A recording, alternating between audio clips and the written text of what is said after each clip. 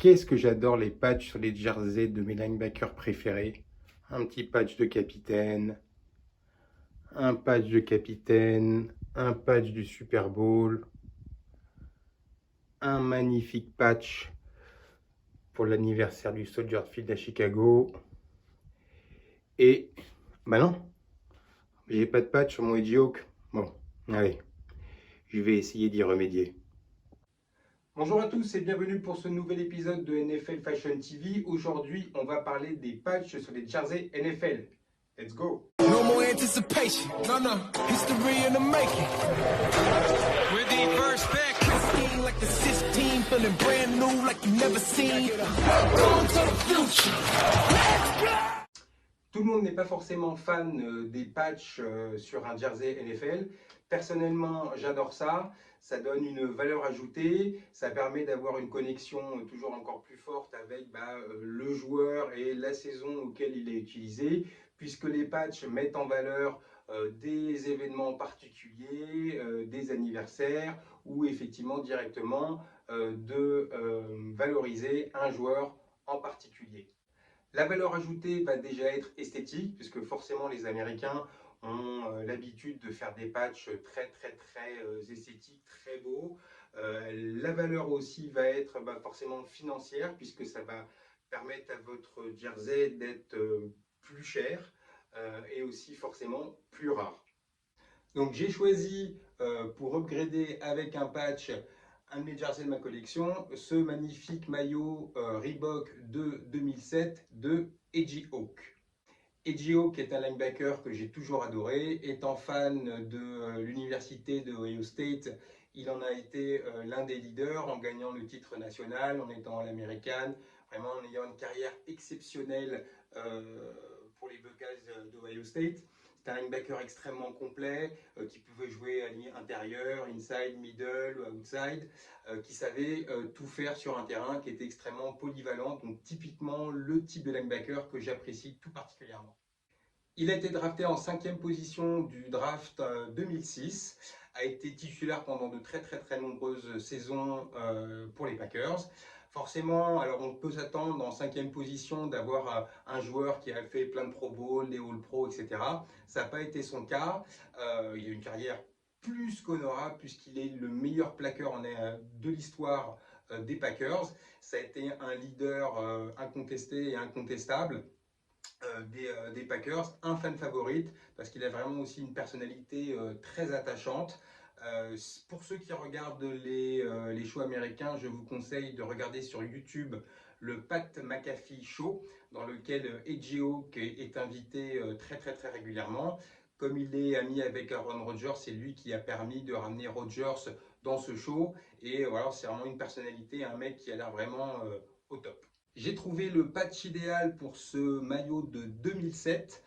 Il est très important quand on veut ajouter un patch à son maillot, c'est ce que font les puristes en tout cas, de respecter la temporalité par rapport au maillot et au patch.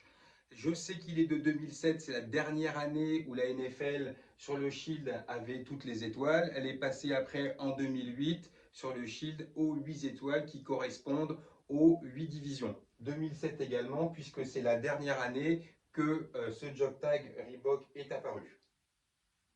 Donc, j'ai trouvé ce patch qui est donc effectivement parfait. Pourquoi? Parce que c'est la patch de la saison donc 2007 qui marque le 50e anniversaire du stade Lambeau Field des Packers, leur mythique stade, et forcément, qui dit 50e anniversaire, numéro 50, donc c'est parfait. Je suis sûr qu'il y en a plein d'entre vous qui sont en train de se poser la question, est-ce qu'il y a de la contrefaçon dans les patchs? Eh bien oui, là aussi, de la même manière pour les jerseys, vous avez de la contrefaçon sur les patchs, ou pas forcément aussi des fois de la véritable contrefaçon. Il y a des fans qui se font fabriquer des patchs avec des logos à peu près ressemblants et qui mettent par exemple là aussi plus les projecteurs sur un joueur en particulier en faisant des patchs pour les joueurs avec le numéro ou avec le nom ou alors aussi avec leur propre nom. Il est toujours très important de bien faire attention à cela. Comme pour les jerseys, donc il faut faire attention au détail. Il y a des vendeurs spécialisés de patchs que vous pouvez trouver facilement sur eBay. Comparez ce qu'ils vendent par rapport à ce que vendent d'autres vendeurs. Essayez de chercher aussi des photos, des vidéos pour comparaison. C'est déjà aussi une bonne chose pour ne pas se faire avoir. À savoir que ce sont des patchs qui se trouvent dans le commerce, hein, qui sont vendus souvent dans les boutiques officielles. Donc généralement aussi, si vous avez un vendeur qui le vend avec son emballage d'origine, forcément c'est une preuve supplémentaire que vous êtes sur un patch qui est bien officiel.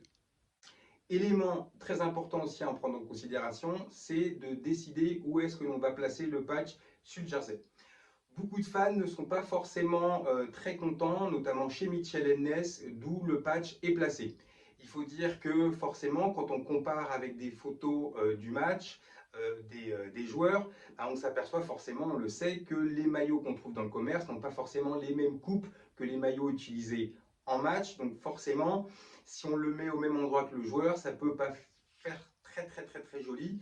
Donc c'est important de bien regarder où est-ce que le joueur le porte et d'essayer de coller au mieux en prenant en considération l'esthétisme également.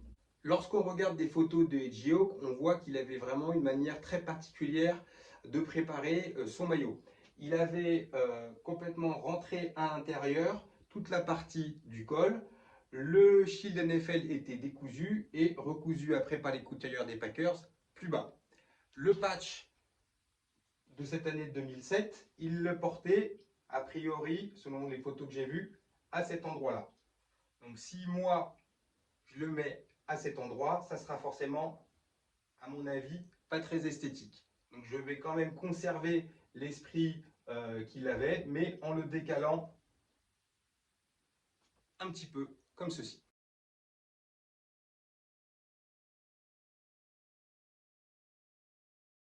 Pour réaliser cette opération, vous aurez besoin d'une planche à repasser, d'un fer à repasser, d'un petit bout de carton et d'un chiffon.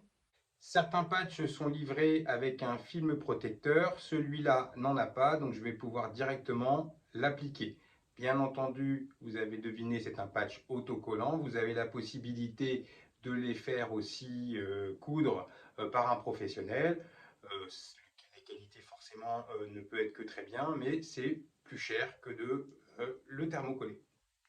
J'ai placé mon jersey sur la planche à repasser à l'endroit où je veux mettre le patch. Je mets en dessous mon petit bout de carton pour que ça puisse bien adhérer et que ça soit bien plat. Fais attention qu'il n'y ait pas de saleté, pas de poils, ce genre de choses. Je place mon patch à la hauteur que je désire. Je fais effectivement également en sorte que ça soit droit. J'ai la couture ici qui va me permettre de pouvoir centrer. Je viens placer mon torchon sur le patch en faisant attention de ne pas le bouger, histoire que le fer ne soit pas en contact avec le maillot. Et je vais directement poser le fer à repasser dessus pendant une bonne trentaine de secondes en exerçant une pression. Après 30 secondes, j'enlève le torchon, je laisse refroidir un petit peu et je vais repartir pour 30 secondes. Bien regarder dans les coins, on s'aperçoit ici que c'est pas extrêmement bien collé sur les extrémités ici et là, parce que forcément on n'est pas exactement le même type de tissu sur ces deux parties. Donc je vais insister sur les extrémités. Et voilà le résultat. Alors je l'ai fait recto verso, puisqu'effectivement la partie mèche ici collait un petit peu moins. Donc j'ai fait 2 fois 30 secondes recto et 2 fois 30 secondes verso, en laissant bien entendu, c'est extrêmement important, le temps de se refroidir, d'accord, entre chaque phase. Et on s'aperçoit que là, effectivement, tout, j'espère que ça sera bien visible pour vous, tous les côtés sont extrêmement bien collés. Donc ce que je vous propose, c'est de composer une petite tenue pour pouvoir aller avec ce magnifique maillot. Dans ma garde-robe, pas beaucoup de jaune ou de vert pour pouvoir aller avec le maillot des Packers. C'est vrai que je ne suis pas extrêmement fan de ces couleurs, mais j'ai un petit Bermuda jaune qui va bien aller dans l'esprit. C'est pas exactement la même couleur, mais c'est pas grave. Au niveau chaussures, j'ai cette magnifique Nike Air Zoom Turf, qui est un modèle qui a été fait donc, pour le football américain en 1996, avec ses petits crampons, parce qu'à l'époque, il y a beaucoup de clubs qui jouaient en pelouse synthétique. Donc c'était vraiment un modèle parfait pour jouer. Alors là aussi, c'est pas exactement les mêmes couleurs, mais on est dans l'esprit. Il y a du blanc, il y a du vert et il y a du jaune. Ou alors sinon, avec un modèle plus classique, hein, une petite paire d'Asics noire, blanche, avec un petit retour de fluo qui peut matcher avec les couleurs des Packers. Voilà ce que ça donne une fois la tenue mise. Alors désolé, le maillot est un peu grand, c'est une taille 46 de chez Reebok de 2007 qui taille plus grand que les 46 Reebok de 2001. Mais je trouve que le rendu, notamment avec le patch, est magnifique. J'apprécie bien l'endroit où je l'ai placé. Avec le Bermuda, ça fait sympa. Avec voilà, soit avec une paire un petit peu plus visible, hein, qui se remarque plus facilement, ou alors avec une paire plus classique. Cet épisode sur les patchs touche à sa fin. Message important, n'hésitez pas à vous abonner à la chaîne YouTube, à liker, à commenter, à partager, que ce soit sur YouTube ou sur Facebook. Ça permet de donner plus de visibilité à la chaîne et ça nous motive, nous, à vous proposer encore plus de contenu. Je vous dis à bientôt pour un prochain épisode. Bye!